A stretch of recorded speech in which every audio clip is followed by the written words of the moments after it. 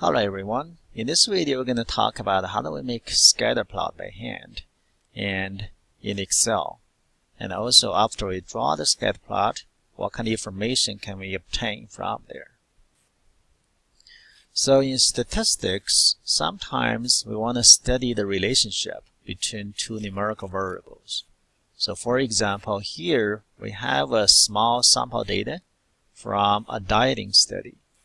So in a study, the research want to see if the lean body mass will affect the metabolic rate. The lean body mass is your body mass after taking out the fat, and metabolic rate is the rate at which you consume your energy in calories. So we have 10 individuals in the study. And for every individual, we have two variables being measured.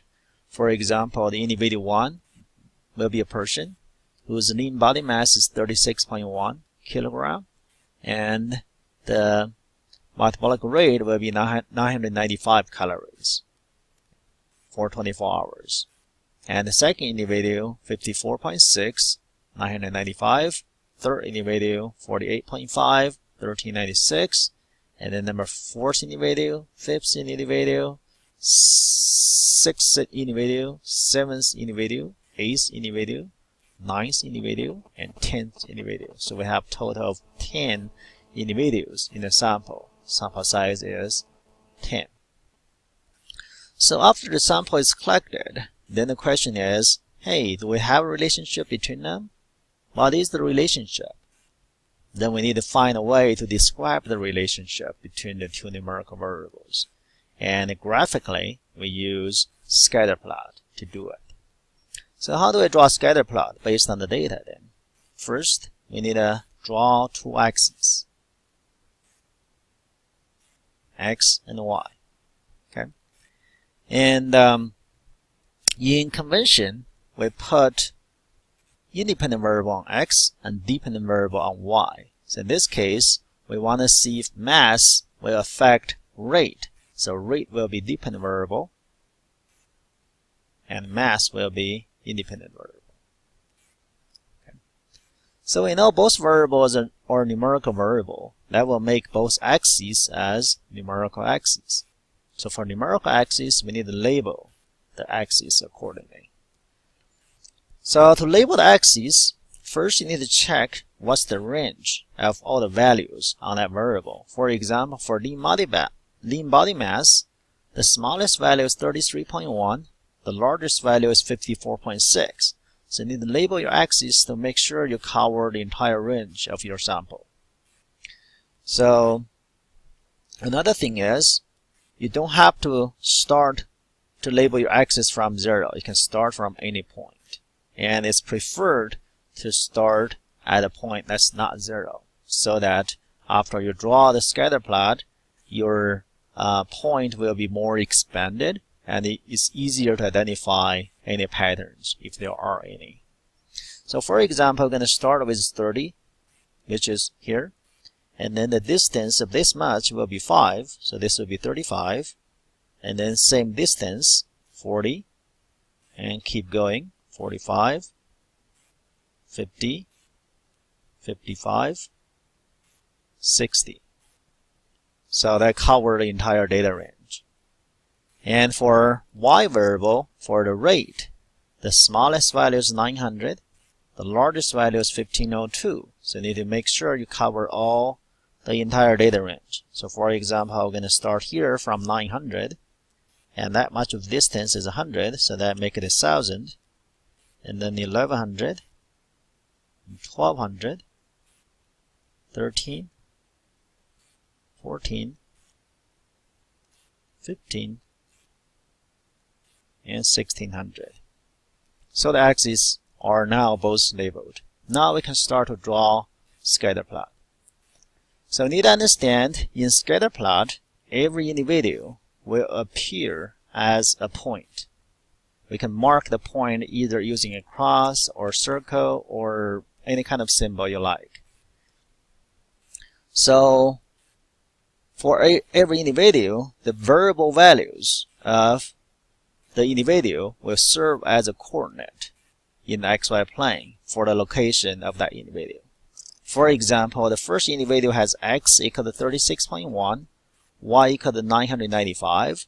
So I'm going to find a point for 36.1 and then 995.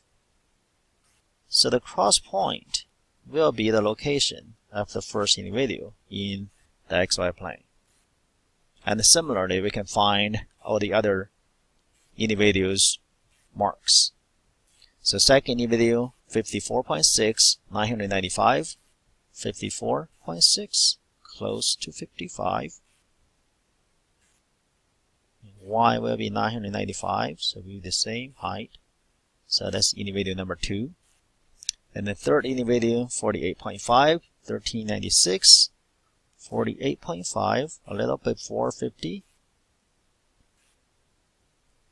1396 will be close, very, very close to 1400. Of course, if you can use a ruler or a graphing paper, it will make it a lot easier to, or accurate, to find all the locations. Third individual, 42, 1418, 42, 1418, will be a little above 1400.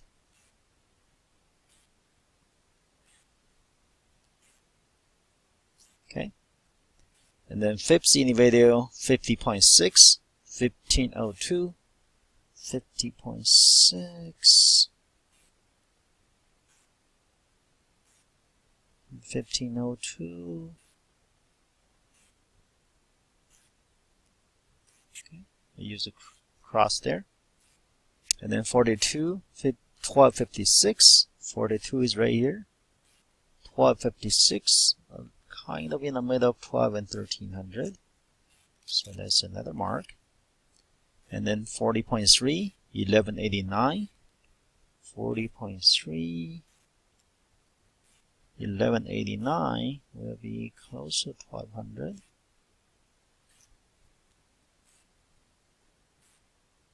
Okay, so there's the individual there. Then 33.1, 913, 33.1, 913. Okay. And then 42.4, 1124. 42.4, 1124. Okay. Then last one, 34.5, 1052. 34.5, 1052. Okay. So after you go through all your sample, then the scatter plot is done. Like I mentioned before, every individual will have a mark in the scatter plot. So we have 10 individuals. We should have 10 marks. 1, 2, 3, 4, 5, 6, 7, 8, 9, 10. Okay. So the scatter plot is done. Then what kind of information can we get from the scatter plot? So remember, the scatter plot is a display of the relationship between the two numerical variables. So everything we read from the scatter plot is about the relationship between the two variables. So first, we can get the form of the relationship.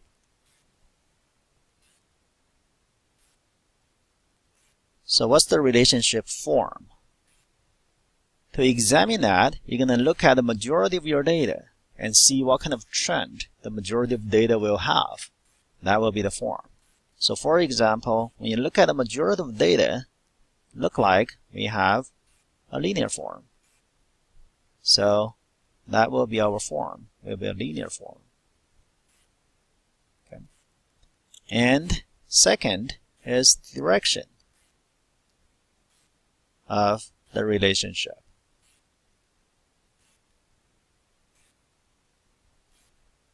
So when the direction, when you see the form goes up, that means we have a positive relationship. On the other hand, if you see the form If the trend goes down, that's a negative relationship. So this is positive relationship. Okay. So next thing we can look at is strengths of the relationship.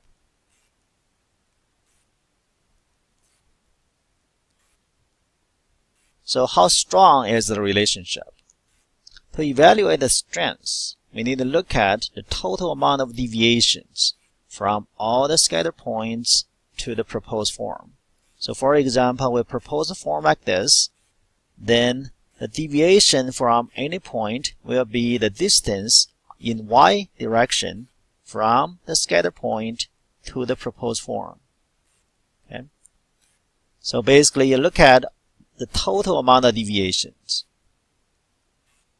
Okay? Of course, you just look at the majority of the data that give you the form. If there are some points that's different, we're going to ignore them when we evaluate the strengths of the relationship. So in this case, look like the total amount of deviation is pretty small. That means we have a strong relationship. If the total amount of deviation is big, then the strength will be weak. Okay. And then lastly, do we have any extreme data points that doesn't follow the form that we proposed?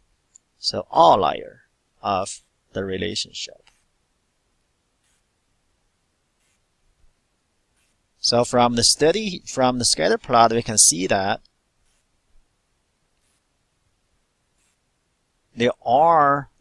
there is this point give us a huge amount of deviations compared to the rest of the data. So we call those points as outliers. So if you compare the data, that basically when x equal to 54.6 and y equal to 995, so the second individual will be outlier of the study. So this is how we make a scatter plot. And we can get a lot of information about the relationship between the two numerical variables. And of course, if you think about it, if you have different kind of data set, you could have definitely different kind of look of the scatter plot. For example, we could have a scatter plot like this. Right? So then when you look at the form, it's nonlinear, right? Because it's kind of a curved relationship, nonlinear. And for this relationship, is there a direction?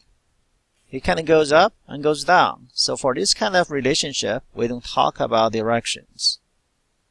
And then strengths. When you look at the total amount of deviations from the scatter point to the proposed form, the total amount of deviations is pretty small, right? They're pretty close to the form. So that's strong.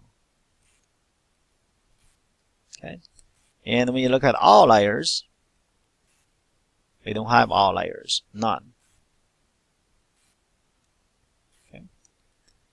And we could have other relationship like, for example, something like this.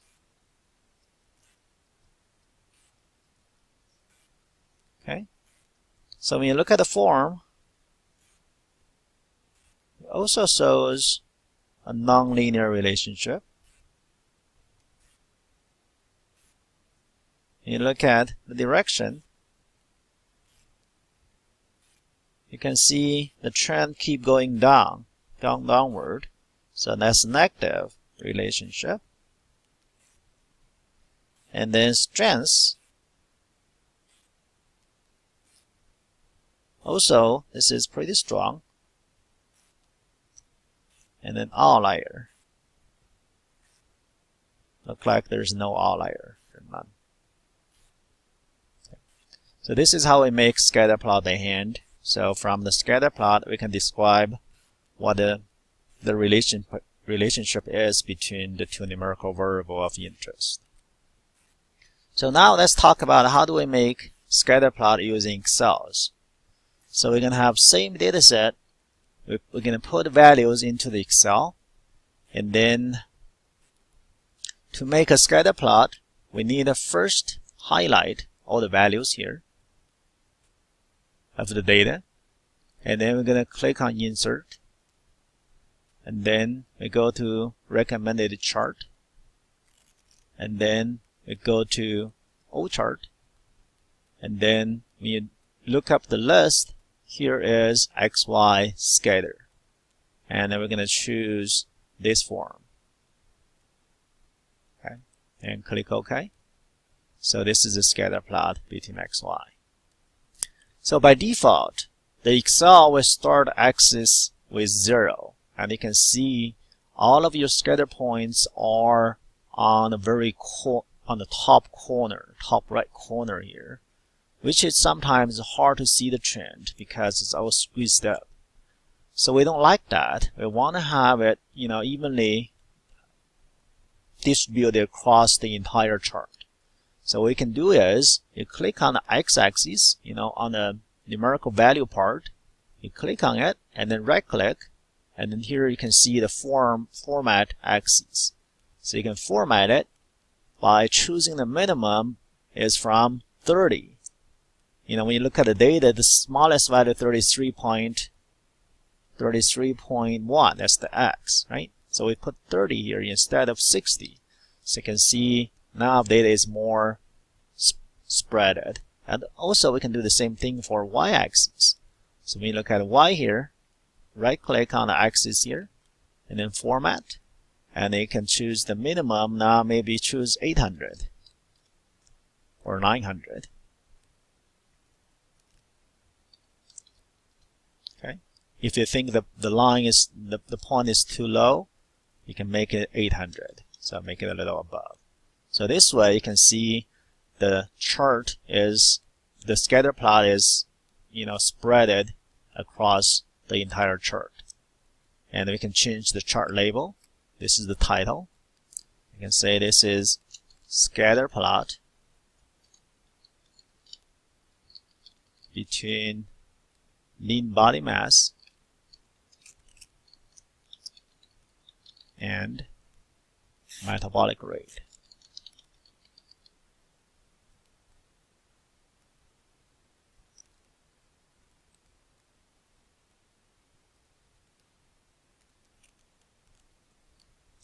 And of course, you can still examine the features that we read earlier. So what is a form? This is the linear form, right? Because when you look at the data, it's the majority of the data give you a straight line form. That's a linear form. When you look at the direction is when this goes up, right? So that's a positive. And then strength, how strong is it? So when you look at majority of the data, you can see the amount of deviation from the form is small. So this is a strong relationship. And then outlier. Do we see any points that give you a huge deviation to the form we proposed? Like this point, right? And when you, just put your cursor on top of the point, just hover on top, it shows you the coordinate of that point. So 54.6 and 995.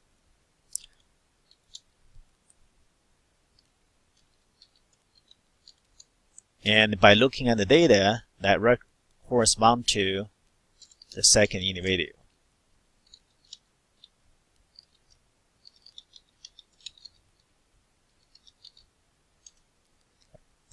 So we mentioned outlier before. So most of the time outlier are data errors. So basically data being recorded wrong or being measured wrong and give you outliers. You need to always pay attention to the outlier because most of the times outlier will screw up your analysis. So this is how we make scatterplot using Excel and by hand. And thank you for watching. Bye-bye.